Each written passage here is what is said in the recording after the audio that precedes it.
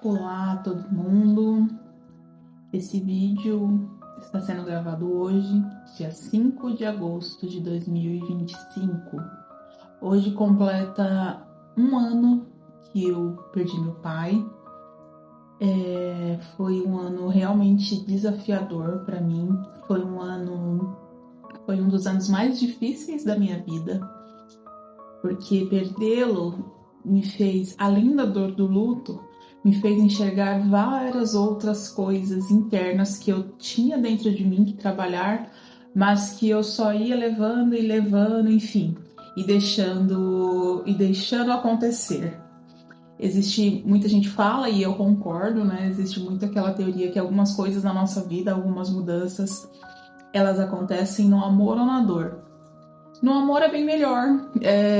Realmente, assim, uma escolha que a gente faz no amor é quando a gente está vivendo ali um estado de amor muito grande, que deveria ser o estado que a gente vive continuamente, diariamente, na verdade, nas nossas vidas. Porém, na grande maioria das vezes, a gente deixa isso acontecer na dor. O título desse vídeo é muito real, porque eu me lembro perfeitamente da hora e do momento que eu recebi a notícia que o meu pai havia partido. Me deu um desespero tremendo, eu comecei a ter crise de ansiedade. Eu estava no meu trabalho, no dia presencial, eu comecei a ter uma crise de ansiedade muito forte, e na minha cabeça veio aquele estado de negação. E sim, negação faz parte do luto, mas não era aquela negação de que a pessoa não morreu, que veio também, que eu vivi também depois do luto, não querendo aceitar, enfim. Mas a negação que veio no momento era: como assim ele morreu se a gente não viveu nem a metade das coisas que eu planejei para nós vivermos? Ele não pode ter morrido. Como assim? Se tudo que eu pensei, tudo que eu planejei para os próximos anos ainda não foram cumpridos. Chega a ser até uma certa arrogância da minha parte, né? Foi uma certa arrogância. Eu conversei muito e falei muito com isso em terapia, porque nos primeiros meses eu me sentia muito culpada por isso.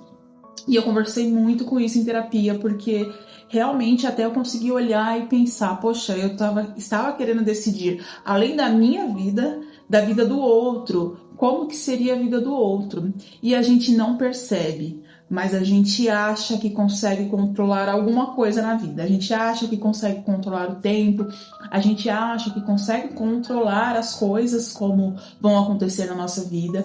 Tanto é que eu tinha um planejamento perfeito para o final do ano de 2024 e o começo do ano de 2025. Tudo estava milimetricamente planejado, o que eu iria fazer. Eu iria deixar o meu trabalho CLT e ingressar, né, tentar ali arriscar na confeitaria, que é uma outra atividade que eu faço atualmente, porque eu amo trabalhar com confeitaria. Então eu já tinha planejado tudo isso, planejado como eu ia fazer. E de repente, numa segunda ensolarada, da semana do Dia dos Pais, semana do meu aniversário, tudo mudou completamente. Não só no externo, mas o principal no interno. O principal foi ver que não tenho controle de nada. É uma das características muito fortes de quem sofre de ansiedade, de quem tem ansiedade, é achar que a gente tem controle de algo, é achar que a gente consegue controlar as ações que vão acontecer conosco. E isso geralmente é o que nos gera essa ansiedade tão generalizada, porque a gente quer ter respostas, a gente quer ter certezas, a gente quer ir fazer alguma atividade tendo certeza que aquilo vai acontecer do jeito que a gente está planejando. E não. Viver é um risco, a vida é um eterno risco. A gente não controla nada lá fora, a gente não controla as ações das pessoas, como as pessoas vão reagir, o que vai acontecer, a natureza, o destino, a gente não controla nada disso. Isso foi um baque muito grande para mim, porque eu pensei: poxa, tudo que eu planejei não está acontecendo. Eu lembro que eu coloquei a mão na cabeça assim, e a primeira coisa que eu pensava era: isso não pode ter acontecido, não foi assim que eu planejei. Pois é, que direito que eu tinha, né? Que direito que eu tinha de ser mais que o Criador e querer definir não só a minha vida como a do próximo. Então isso foi um despertar muito grande. Eu falo muito assim que o meu pai me ensinou muita coisa. Da mulher que eu sou hoje, muita coisa foi ele que me ensinou. mas ele continuou me ensinando muito, mas muito mesmo depois da sua partida. E uma delas foi essa questão do controle e também de saber que a gente não tem todo esse tempo que a gente acha que tem. Eu lembro que a última coisa que ele me disse foi: toma café, tem café quente e pão. E eu estava acelerada, apressada, porque eu tinha que chegar no trabalho, porque tinha uma reunião às 9 horas da manhã. E eu falei: não, pai, eu não posso, eu tenho tempo, né, de chegar no trabalho. E saí, e fui embora lá, 10 minutos de diferença, né, de eu ter saído e ele saiu depois, enfim, aconteceu. E eu saí porque eu tinha esse tempo, eu achava que ia ter o tempo depois para tomar café, ia ter todo o tempo depois pra gente conversar, enfim. Mas não, a gente não tem esse tempo que a gente acha que tem. E isso é muito engraçado, porque a gente vive achando que tem, a gente vive achando que a morte nunca vai chegar pra gente, que a morte nunca chega das pessoas próximas, a gente vê as notícias acontecendo passando na televisão, a gente vê as catástrofes e se compadece, né? A gente fica triste mesmo pelos outros, mas ainda é uma tristeza distante. É uma tristeza de, nossa, isso aconteceu lá, isso não vai acontecer com a gente. Mas a única certeza que a gente tem é que nascemos e vamos morrer. Então, por que a gente tem tanto essa certeza, esse medo, na verdade, assim, da morte, medo de falar da morte, medo de saber que nós somos aqui por um tempo, nós estamos aqui apenas por uma passagem nesse mundo, né? Então, isso, a gente tendo essa clareza que nós não temos todo esse tempo que nós achamos que nós temos, isso nos dá mais prazer para viver, isso nos traz mais para a realidade de, poxa, tem coisas que eu posso fazer agora, por que eu vou ficar esperando? O que eu estou esperando? Quando a gente olha no relógio, a gente não tem que ver as horas passarem. É a nossa vida que está passando. E não só a nossa vida que está passando, é olhar no relógio e falar: eu ainda estou aqui. Então, se eu ainda estou aqui, o que eu posso fazer por mim e pelas pessoas? O que eu posso fazer pelas pessoas que eu amo? O que eu posso fazer pela sociedade? O que eu posso fazer pelo meu trabalho? Eu estou aqui ainda, mas eu não tenho certeza nenhuma do próximo minuto, do próximo segundo. Então, é olhar para isso não com viés de uma coisa triste, sabe? Não com viés de, nossa, tá falando de morte, tá falando de tristeza. Não, é pelo contrário, é para viver. A morte nos traz a lembrança de que nós temos que viver, porque ela vai chegar para todo mundo. Todo mundo tá numa fila, como um livro que eu li, que eu gosto muito desse livro, porque eu sempre tive muito medo da morte, até meu pai partir, e ele levou esse medo com ele, que é: a morte é um dia que tem que ser vivido. É alguma coisa assim o título desse livro. É um livro de uma médica brasileira que eu amo e super recomendo. E ela fala que nós todos estamos na nossa caminhada. E a morte é como se fosse um muro que vai um dia subir para todo mundo. E vai subir para todo mundo. Vai subir pra gente, vai subir para quem a gente ama, vai subir para quem a gente não gosta, para quem a gente gosta.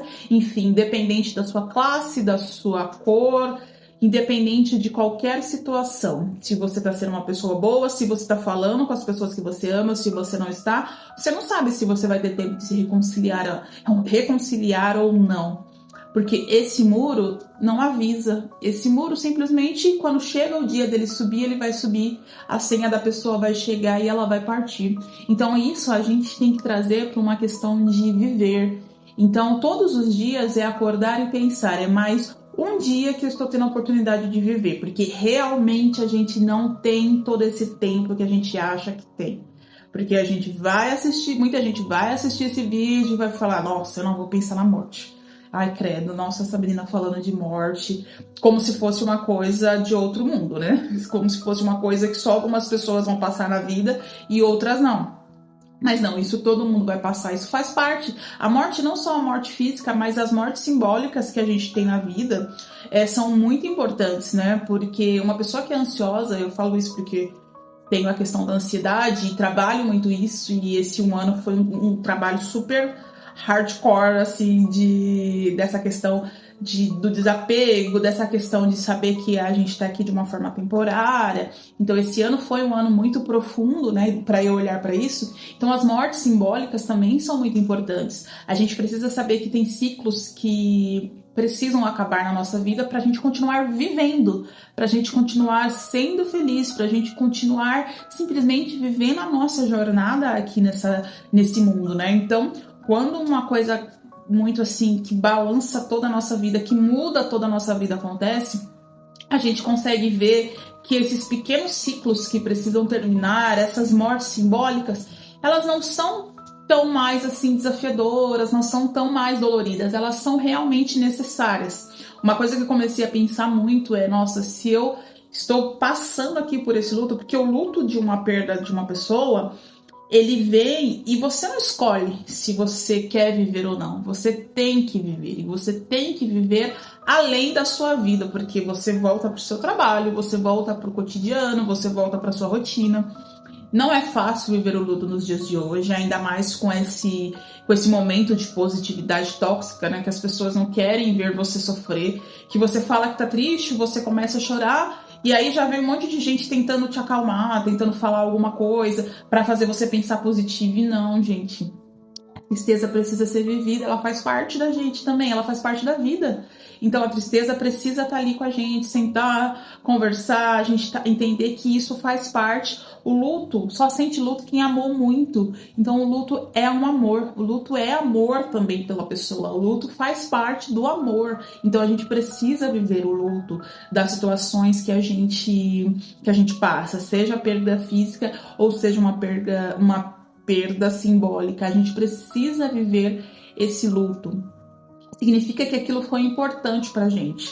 É claro que assim, não num processo de entrar naquele luto e não sair mais, porque aí é onde as pessoas entram ali na questão da apatia, da depressão. Então é realmente preciso ter muito cuidado com isso, porque é uma linha muito tênue ali entre você estar triste quando você passa por um luto e você cair numa depressão. Eu sei disso, que é uma linha muito tênue, mas a gente precisa olhar para essas situações que acontecem nas nossas vidas e pensar: isso me fortalece para viver, isso me fortalece para agradecer, isso me fortalece para eu realmente pensar, poxa, as coisas mínimas da vida, tomar um café da tarde com quem você ama, dormir um pouco até mais tarde ou acordar mais cedo para ver o nascer do sol. As coisas mínimas da vida são importantes e são para ser vividas. Não fique só esperando a promoção do trabalho, esperando quando você tiver um relacionamento, esperando quando você tiver um filho, esperando quando você se aposentar ou quando você terminar a faculdade. Não. Viva agora, viva o processo, viva o caminho. A felicidade, sim, ela está no caminho, ela não está só na chegada, né? O ansioso, ele só almeja pelo resultado, mas não. Quando a gente só almeja pelo resultado, a gente esquece de todo o caminho ali que a gente está vivendo. E todo o caminho é um caminho muito bonito, é o caminho que faz parte da vida. Se a gente for parar para pensar, é o caminho durante a faculdade, que a gente cria ali os nossos amigos, que a gente analisa se realmente é aquilo que a gente quer, ou qual área a gente vai seguir, dependendo da faculdade que você fez. É o caminho no trabalho até onde você quer crescer, que ali quando os desafios que você tem na vida, ali os desafios que você tem no seu trabalho, é o caminho que nos fortalece, é o caminho que nos leva a um resultado, e porque a gente não sabe se esse resultado vai ser tão significativo quanto a gente imagina. Muitas vezes a gente almeja tanto algo, tanto que a gente cria uma expectativa além da realidade, que quando aquilo acontece, você fala, poxa, é isso aqui? Então agora eu preciso jogar minha ansiedade para outra coisa. A busca do pote de ouro é eterna. Se eu só coloco a minha fixação no resultado, eu vou estar sempre buscando, eu vou estar sempre tendo que encontrar um arco-íris novo para buscar meu pote de ouro, porque aquilo vai gerar uma dependência em mim, uma necessidade de buscar, uma necessidade de chegar, de concluir algo, e aí quando eu concluo eu vejo que não era nada daquilo, e aí eu tenho que buscar mais uma outra coisa para me fazer feliz. Então não, a gente tem que parar de olhar só lá no futuro. Planejamento é ótimo, é importante, precisamos. Planejamento financeiro, estrutural, de uma viagem, de qualquer coisa que a gente for fazer, a gente precisa ter um mínimo de planejamento, mas é planejando lá e vivendo aqui, porque a gente não sabe o tempo que a gente vai demorar para chegar lá, a gente não sabe se vai chegar lá. Então viver bem aqui, viver bem o agora, viver bem o presente. O presente que a gente recebeu, que a gente recebe todos os dias, porque todos os dias a gente recebe o presente de viver, o presente de respirar, o presente de estar aqui nesse mundo e ter a oportunidade de refazer as coisas, de começar de novo, de começar do zero de novo, independente do que seja, porque todos nós podemos começar do zero novamente. Não existe regra que eu tenho que ter os meus 30 anos, a minha vida toda feita. Quem disse isso? Onde isso está escrito que o segredo da felicidade é eu ter a minha vida resolvida aos 30 anos? Não existe regra. Eu posso no meio do caminho, aos 50, mudar de profissão e começar uma coisa nova do zero. Enquanto eu tiver vida, eu posso recomeçar. Enquanto eu estiver respirando, eu posso recomeçar. Eu acho que a gente precisa olhar mais para isso e menos para a idade, né? Olhar mais para, eu estou respirando, eu estou viva, eu estou aqui ainda. A minha senha não chegou, então eu ainda posso recomeçar. Eu espero que essa mensagem realmente te toque de uma forma positiva, de uma forma que você dê mais, eu não vou dizer valor, sim, mas olhar mais com amor para as suas coisas, para a sua vida, para os seus sentimentos. E não, eu não vou vir aqui falar para você ser uma pessoa de, olha mais com valor e para de reclamar, para de se sentir triste, pelo contrário, né? Reclamar sim, que a gente fica clamando de novo uma situação. Então reclamar não faz bem pra gente, mas abrace os seus momentos, abrace a sua tristeza, abrace a sua ansiedade, abrace a sua raiva, abrace a sua alegria, abrace os momentos de amor, os momentos de alegria, abrace todos os momentos da sua vida. É uma filosofia que eu gosto muito, que eu comecei a estudar agora também, né? Durante esse ano que eu estudei muita coisa, eu já estudava sobre autoconhecimento, já faço terapia há muitos anos, estudo algumas terapias também, mas uma filosofia que eu amei e realmente faz muito sentido para mim é a filosofia estoica, né? É amar tudo que vem até nós. E amar tudo que vem até nós não é ser seletivo em relação a pessoas e a situações e coisas. É tudo que vem até nós. Não significa que vamos ser compassivos e aceitar as coisas ruins, não. Mas se aquela situação veio até mim, ok, é porque tinha que vir até mim. E aí o que eu faço a partir dela que vai ditar se eu continuo passando por uma situação de sofrimento ou não. Então é isso. Espero que traga uma boa reflexão para vocês essa mensagem, que vocês comecem a olhar mais com amor aos outros e a si mesmo.